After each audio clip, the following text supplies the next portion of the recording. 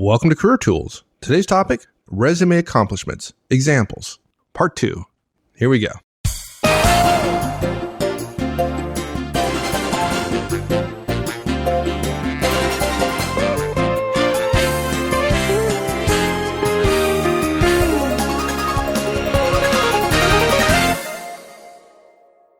Now we get to examples, right? Oh, yes. Can't wait. Yeah. This is where the rubber meets the road. I mean, I think this really helped people because they've seen lots of bad ones. And so how do you turn it into something good? And by the way, as Wendy says, if you really want to see a lot of bad resumes, hundreds, thousands, just Google or go to ask.com and type in resume.doc, right? RESUME period DOC, just like it was a Word document. And you'll find pages and pages and pages and pages and pages and pages and pages of people's resumes. And I got to tell you something. They're not appreciably different from the resumes that I get. We get resumes that people ask me to review their resume, 11 pages long. Are you kidding me? Are you kidding me? Or one guy sent 9 pages and says, I listened to your cast on resumes and this was the best I could do. Okay, I'm not interested. Look, I helped the guy, but I also said never, ever going to hire him because if that's the best you can do, you're not good enough for a job that I might have. I'm sorry. Yeah. So when you go to Resume Doc and you look at them, we didn't have anything to do with them. Those are just out on the web. That's where these examples came from. So I'll just go right through them. We got 10 of them, so it can take a little while, but Wendy's covered the waterfront here with a lot of different examples. So example number 1, for a senior technical consultant, this is the job, and that was the title of his job. And here's the bullet. Define/create/track/analyze testing plans for new software and updates. Provide third-level customer support. Reviewer of all external communications. Okay, dude. Okay. Seriously. All right. That is so freaking normal. The whole issue of using response, and I could have a half-hour discussion right now, but I know we're going long and I don't want to do that, about I don't have any accomplishments that I can remember that are any good or whatever. And so therefore I'm going to take responsibilities and turn them into accomplishments. I tell you folks, you do that, we just trash can your resume so fast, it will make your ears bleed. I tell you, and the reason why is because that's what people who got fired have to do because they don't have any accomplishments. And so they make responsibilities into accomplishments. So when you look at their resumes, there are bullets and it looks like there are accomplishments. But when you start reading them, it's like, that was what he was responsible for. He didn't actually do that. And it doesn't say how well he did it. And it doesn't say whether or not it was distinctive either. Literally, it's horrible. It gets even worse where people put not their responsibility, but they put the responsibilities of a team. So it's even worse. Oh, yeah. Another level of indirection. Right? Yeah. Yeah. So this one's not quantified at all. And there might be as many as 3 accomplishments here. But providing third-level customer support is not an accomplishment. It's just a responsibility. Okay? But let's take the customer support responsibilities as the example. Customer support staff are usually measured in terms of their success in resolving complaints within a certain time scale, right? That would be normal. Assuming this guy kept records, a better accomplishment bullet might be achieved 100% complaint resolution within target times by developing standard query resolution flowcharts. Now, mind you, we made that up because it ain't in his stuff. Okay? The other thing, reviewer of all external communications. Yeah, so what? I know guys who were the reviewer of all external communications and got fired because of how poorly they did it. So you're the reviewer. Well, yeah, I'm the writer, but I can't make an intelligent English sentence. The fact that I'm the reviewer or the writer is irrelevant to a bullet. It might be a responsibility, but responsibilities are not bullets. Anybody who had your job and got fired could have your responsibility paragraph, period. So I promise you, you read this bullet, if you're an experienced resume reviewer, and we will assume that this person did not achieve because he had not achieved against his targets, because if he had, it would be in there somewhere. And it's not. There's no data in there that says this guy did well. So total disaster. We had to make one up for this guy. Mike, it occurs to me there's something karma here. I shouldn't be too hard on people. We want you to have a good resume, folks. We want you to have an easy transition when you decide to make the transition or when you have to make the transition because you didn't decide.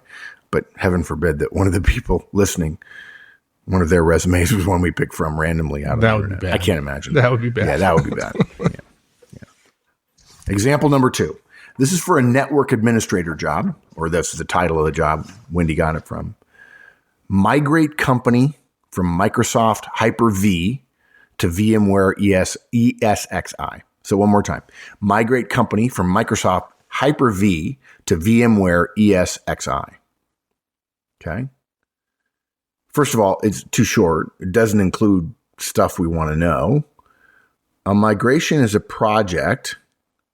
And so we'd immediately want to know, was it on time, on budget, or on scope? You could almost say, again, this is a responsibility, right? That's what his boss said. You got to migrate the company. Now, if he put down migrated, let's assume it's a typo, migrated. Okay, that'd be fine. But did the company go bankrupt because of the migration? I mean, I don't know. I mean, there are migrations that go well and there are migrations that are total disasters. That would be the problem for the recruiter or the manager. The fact that, like, I didn't say the company went bankrupt. So the fact that they assumed that it did because I didn't say otherwise, isn't that their problem? Right. Oh, sure. It's my problem. I read this resume and I throw it in the trash. It's totally my problem. You're right. I was wrong. I'm sure you did a great job. I feel badly now that you actually did good. Are you making fun of me? Making fun of me?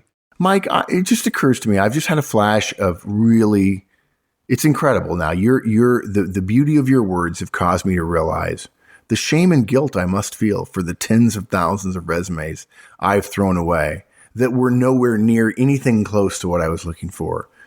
I was wrong on all of them. The burden is such that I don't think I can continue this cast. I'll let you finish.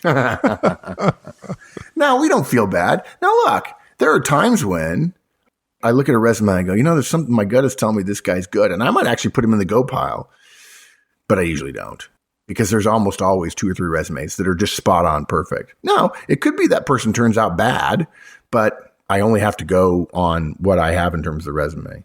But no, we don't feel guilty at all. We think it's completely the person who created the interview's fault, the resume's fault. It's their fault. It's not ours. We're not responsible for your resume. We're responsible for evaluating it. And we're telling you what the evaluation criteria are. So just follow it. We want you to be successful. We want to make it so that when people see a Manager Tools or Career Tools resume, they go, okay, I'm going to interview this guy. That's what we want. We want to make it harder for people.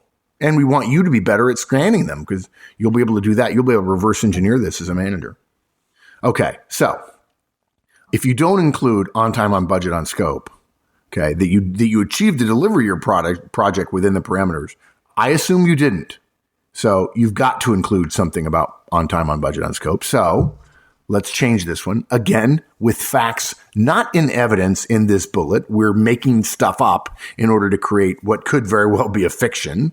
But if, in fact, you had done it well, you could say, delivered Microsoft Hyper-V to VMware ESXi migration on time, on budget, and in scope using PMI principles.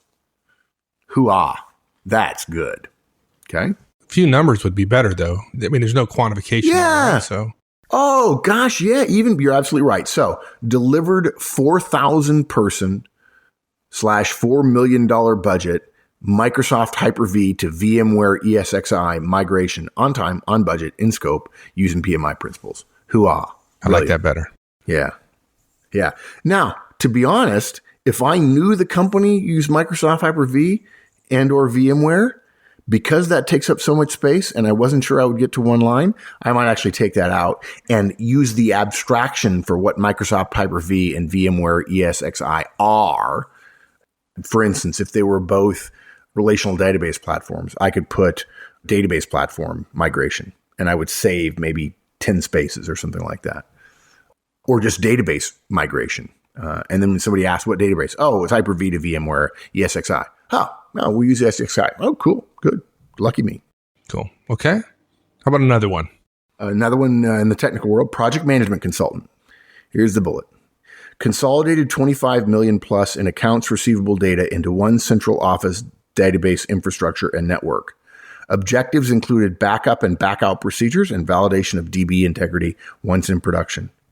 Oh, how nice. We know what the objectives are. Not that he achieved them, but those were objectives. He actually got fired from this job, guys, because he didn't actually achieve the objective, but he wants credit for actually having been given that objective because that's somehow good. I don't know. Okay. And by the way, this thing is way too freaking long.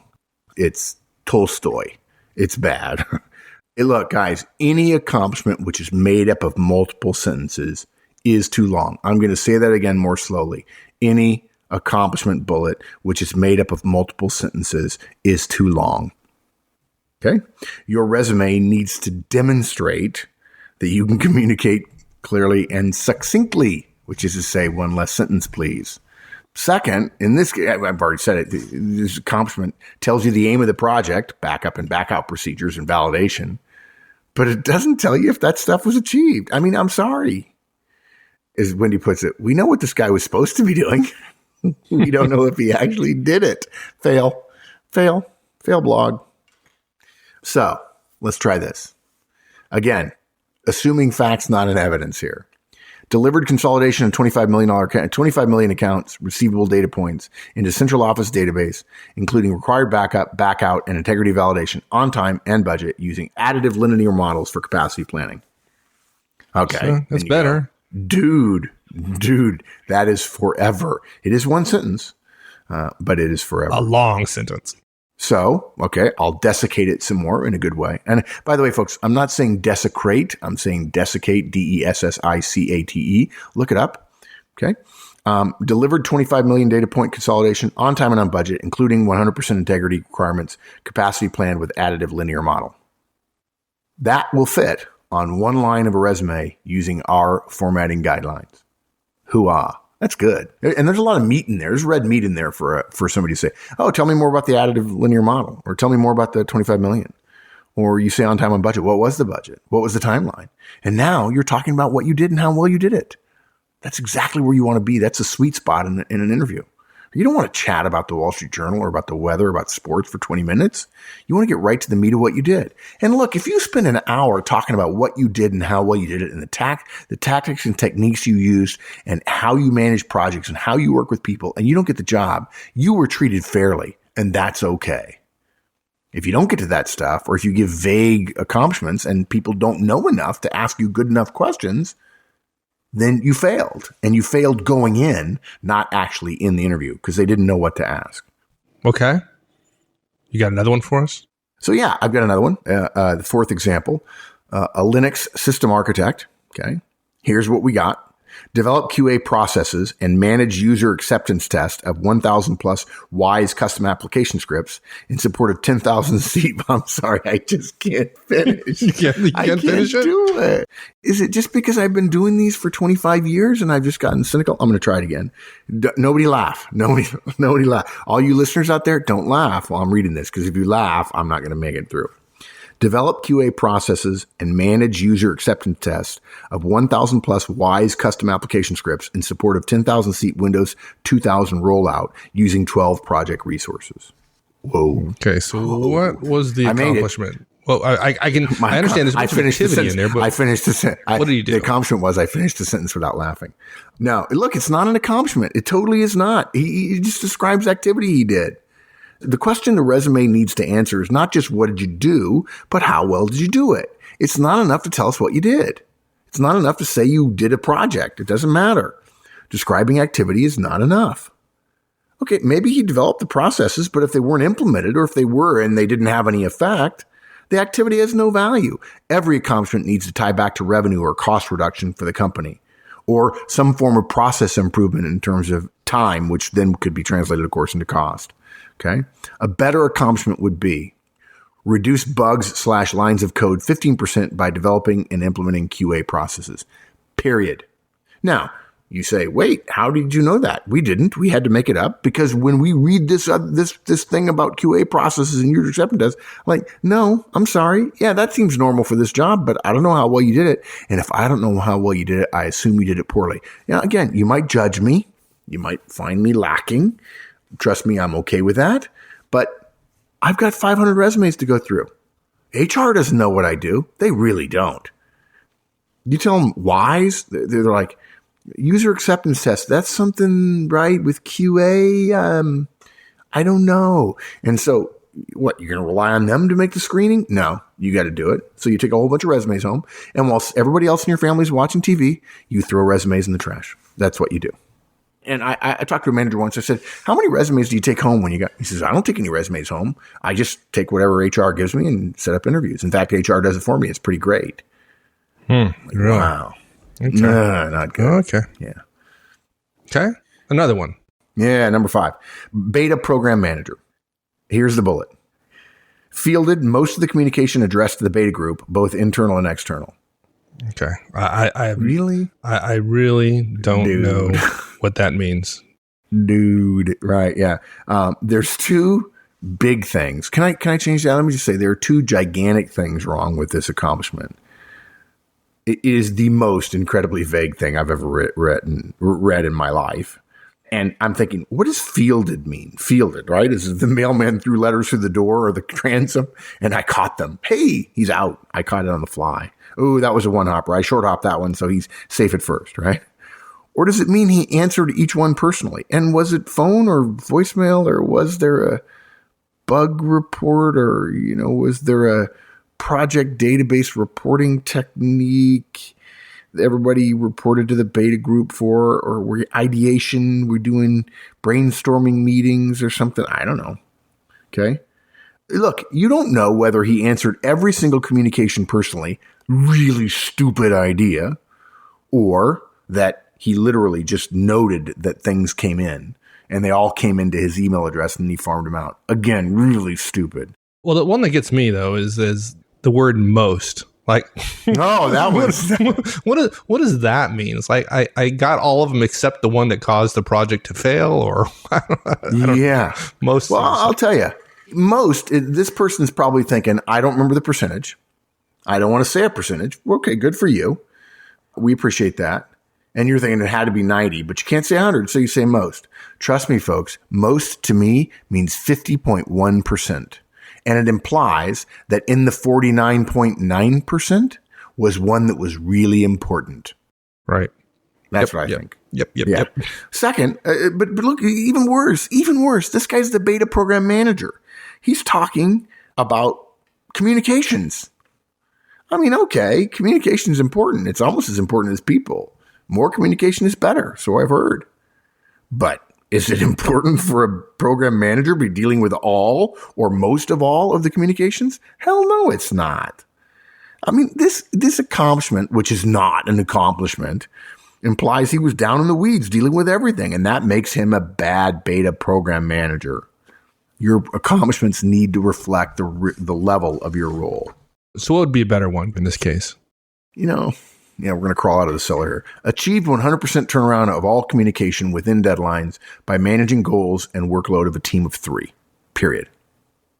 Now, I got to tell you something. If that's a bullet, I'll give you full credit. It's technically an accomplishment bullet, and 80% of the resumes I see don't have a single accomplishment bullet on them.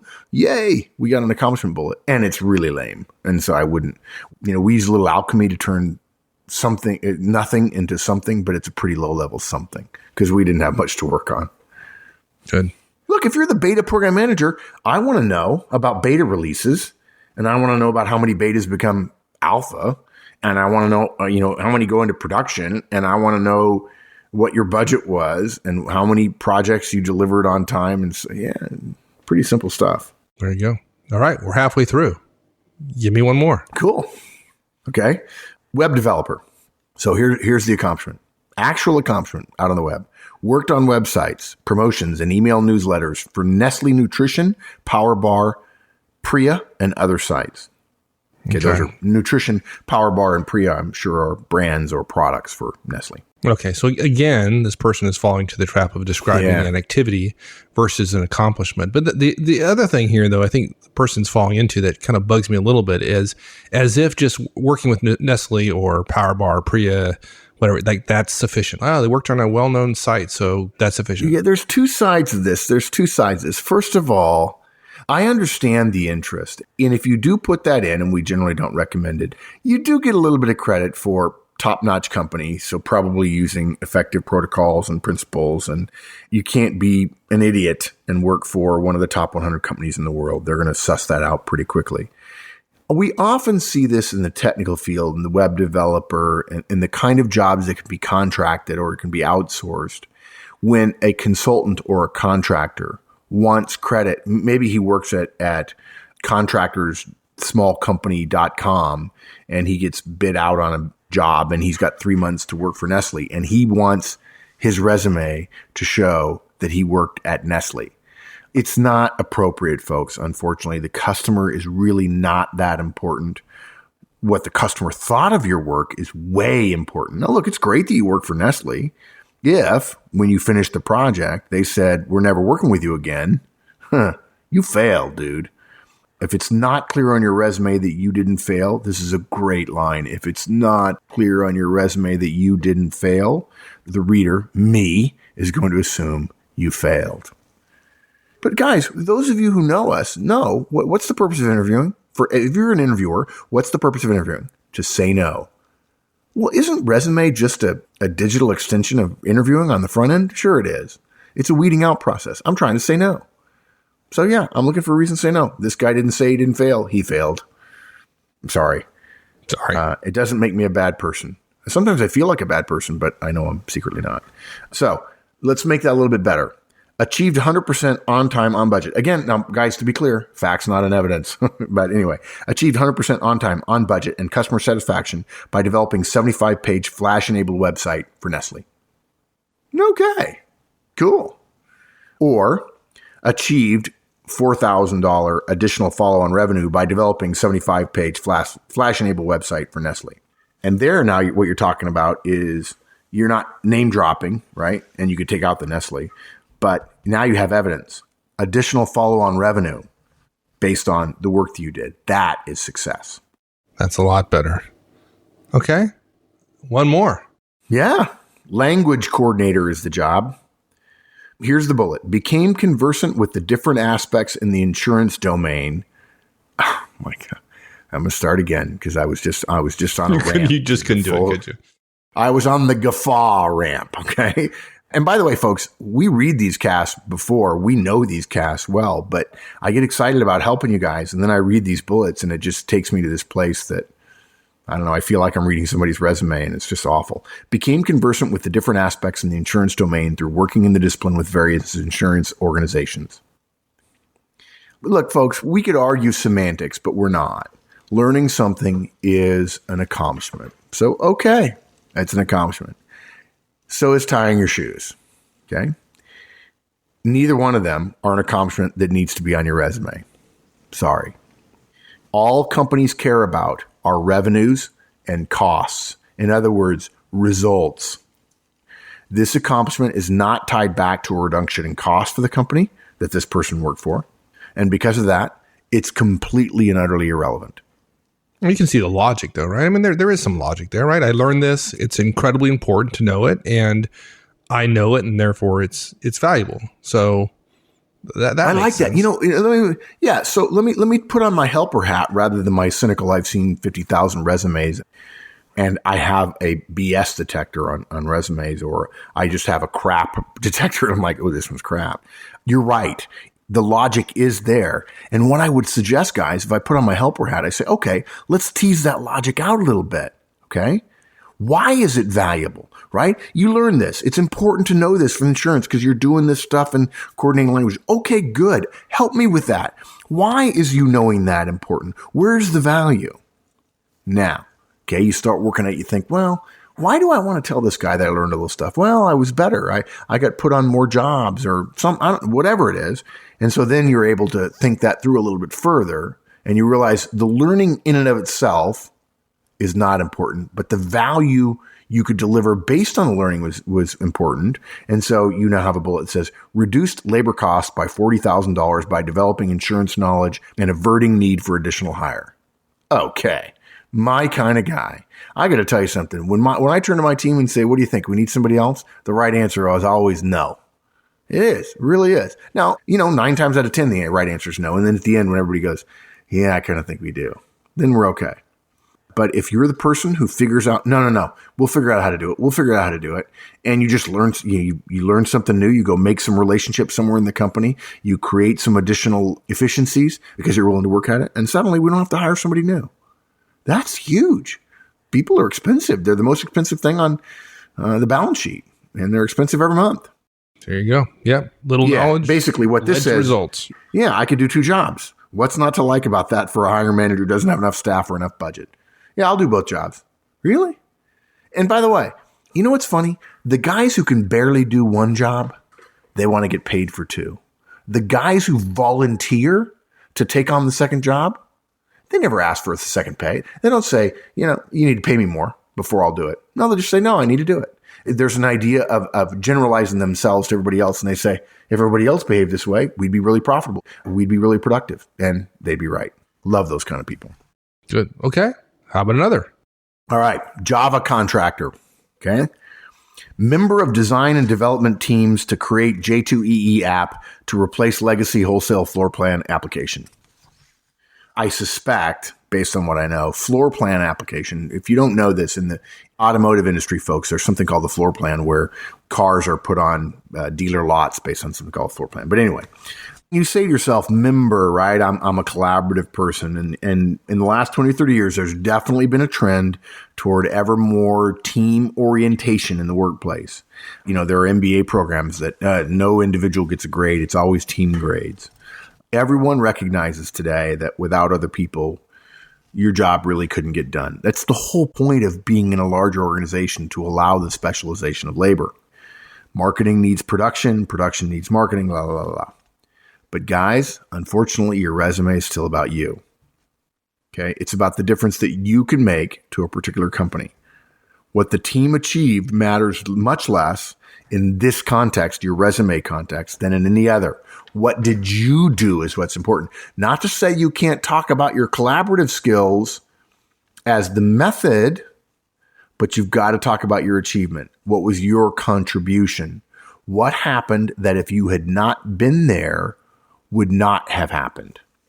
So we take that, and again, assuming facts not at evidence, we say designed and developed 15 to 20 project J2EE modules with less than 10% bugs by following best practice standards. Yeah, a lot better. Now, again, we're stretching here. We're assuming that you have data around that. But now I'm thinking, okay, I see how many modules. And yeah, you certainly, some of your work was collaborative. And if somebody asks you, was that by yourself? Oh, gosh, no. I had to get all that done while being part of a team, and we had to agree on who's going to do what. I had to ask people for help. They had to ask me for help. We had to know where expertise was and who was good and who wasn't. Absolutely. Being part of a team is a huge part. I mean, when I've been on teams, when somebody mentions this, you give them a 90 seconds about teams. You say, when I've been on teams, I found that one of the best things I can do is understand the strengths and weaknesses of everybody else in the team. And that way, I don't assign somebody or ask somebody who's weak in X to do X. And I try to do my best to help them understand what my strengths and weaknesses are. And if we work well and we communicate well together, all of us produce more than we could individually. And I really enjoy working in teams. Man, you're going to get like 5 smiley faces and a gold star after that answer. Yeah, that's what I want. I want a gold star. That's what I want. Yeah. Oh, yeah. Well, you get a gold star. You have to put up with me. Awesome. Perfect. That's why I do this. Good. That gold star. So, okay. So our audience skews technical, but give me a non-technical example. Ooh, I don't know. No. Yeah. Concept artist. Straight off the web, folks. And here's the bullet. Concept to implementation of big event feature bonus. Oh, no. Now, here I am. I've been stifling my laughs. I'm finally in a professional mode. And there you are guffawing again, just blowing my spec. Yeah. This accomplishment is way too short. It also falls into the trap of trying to do too much. Look, when you create a career management document, you want to have as many accomplishments so that you can choose, or that you end up having to choose for your resume. When you're able to choose which fit the role you're applying for or the hiring manager that you know most closely, okay? This accomplishment could be 20 quantified accomplishments. You could put reduced project cost $4,000 by achieving agreement for developed concept for big event for feature bonus ahead of schedule, okay? Achieved on-time delivery of concept drawings by managing workload of 3 artists. contributed to ahead of schedule development by working with developers during concept drawing phases. Increased revenue estimated 5% based on marketing split testing by developing 6 additional features, right? You can't put concept to implementation and then imply it was all good, because anybody who's hiring a concept artist is going to be thinking about all those different phases and want to know what you're good at and what you're not. And you can't simply lump them all together. You can't speak globally on a resume. You have to talk specifically and allow the inference, allow the inductive reasoning to get them to a global conclusion. Good. Okay. Give me one more. Now I'm going to go back to technical. And by the way, folks, we're doing this for a reason. And the reason is technical people say all the time to us, well, you don't understand. And I just want you to know something, folks. Oh, actually, I do understand. I know what we're talking about. We know what Lean and Agile and Scrum and all that kind of stuff is. We know what a Scrum Master does. Okay. We've seen it. One of my favorite meetings that I went to for a while was a Scrum meeting. It was great. Very efficient, very effective. And you could tell who knew what they were doing and who didn't as well. But even though this is one of the most widespread failings of people in terms of their careers and managing their careers and the documents associated with it, it is particularly egregious among technical people. Technical people attempt to make up for their gross lack of detailed, quantifiable accomplishments by larding it up with all kinds of technical phrases and words, as if to say, I know that what you really want to know is what software I can write code in. I'm sorry, folks. That's not what you want. It may be true for your first job, but not after that. And so we focus on technical also to show that if we can do it in technical, you can do it in less precise areas as well. So last one, Lean/Agile/Scrum/Transportation Team Coach/Scrum Master was this person's job title out on the web. Dudes. Okay. Dudes. That's the start. Now I am going to read, and I won't stop until I'm done, and I won't add any extra comments at all, and I will not laugh when I read you this person's bullet. Here we go. Introduced Agile, Scrum, and XP principles and practices to a team of business and technical people charged with developing a major enhancement to a successful global manufacturing quality product. This setting was very well served by having 2 business leaders in the team room, including the sponsor, as well as access to SMEs around the world. As a pilot Agile project, they initially thought they were free to do the minimum necessary to get to success, a la Lean. We approached it with that expectation and quickly made visible the impediments that were likely to threaten the project's success in the end. Period. Wow. Okay. I will not say that again. However, as this cast has been a little bit different and we wanted to give you really meat down to the very bone of our recommendations, let's try something different. Can we agree here, folks? Raise your hand unless you're driving, that we can agree that this accomplishment might be a little too long. What do you say? Okay. But let me ask you something. Can you make one or maybe more decent accomplishments from it? You can make up the numbers. You can make up the customers. You can make up anything you can imagine. Then come to the forums, right? We'll make a sticky post so that no matter when you hear this, you can still see it, and post your thoughts on possible accomplishments. And Wendy and I will grade you on the accomplishments you come up with. By the way, good general rule, verb result method. And you know what? I know everybody's going, oh, I want to replay it. I'm going to say it again. I'm going to say it again because it's so much fun to say it and to not lose it. Here we go.